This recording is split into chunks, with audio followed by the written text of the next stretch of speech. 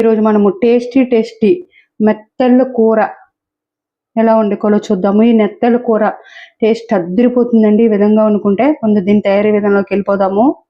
Super tasty నెత్తళ్ళు కూర ఎలా వండుకోవాలో చూద్దాము. ముందుగా మెత్తల్లో మనం తినే కారాన్ని బట్టి కారము, పసుపు, ఉప్పు వేసి శుభ్రంగా వచ్చేసిన మెత్తలకి ఇలా బాగా పట్టించేసుకుని పక్కన పెట్టేసుకుందాము.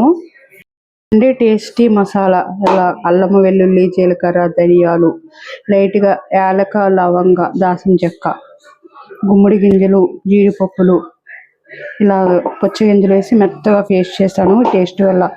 పేస్ట్ వల్ల టేస్ట్ అద్దరిపోతుంది. అలా మిక్సీ పెట్టేసుకుని పక్కన పెట్టేసుకుందాము. ఈ మసాలా 2 గట్లు పాన్ పెట్టుకుని ఆయిల్ వేసేసుకుందాము. నువ్వుల నూనె అండి ఇది.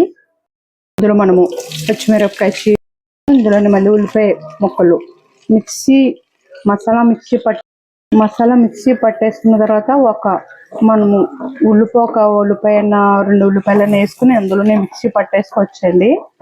ఇలా ముక్కలు కన్నా కోసుకోవచ్చు. ఈ ముక్కలు ఆయిల్లో బాగా మగ్గించుకుందాము. ఉల్లిపాయ ముక్కలు బాగా ఫ్రై చేసుకుందామండి. చూడండి, ఉల్లిపాయ బాగా వేగిపోయింది. ఇప్పుడు మెత్తగా మిక్సీ పట్టుకున్న మసాలా వేసుకుని పచ్చివాసన లేకుండా వేయించుకుందాము. మసాలా బాగా వేగిపోయింది. ఆయిల్ కూడా బయటకు వదులుతుంది. ఈ మసాలా వేసుకోవడం వల్ల టేస్ట్ ఉంటుంది, గ్రేవీ ఉంటుంది. అన్నం రైస్లో కలుపుకోవడానికి అద్దరిపోతుంది అనమాట. ఈ మసాలా టేస్ట్ అండి, సూపర్ ఉంటుంది.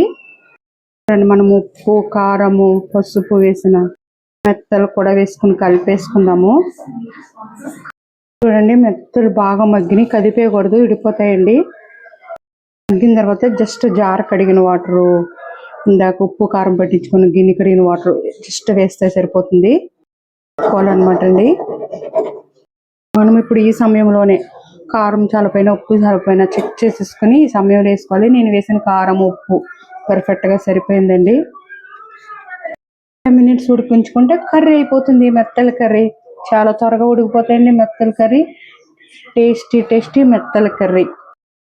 ఆయిల్ పైకి తెలిపోయింది. మళ్ళీ తినాలనిపించే మెత్తల కూర రెడీ అయిపోయింది. అమోఘమైన రుచి, అద్భుతమైన రుచి అండి. సూపర్. ప్రత్యేకంగా గుమ్మడి గింజలు, పుచ్చి గింజలు, జీడిపప్పులు నానబెట్టుకుని తినము కదండి. ఇలా కర్రీ వండుకుంటే టేస్ట్కి టేస్ట్, హెల్త్కి హెల్త్, అద్భుతమైన రుచి.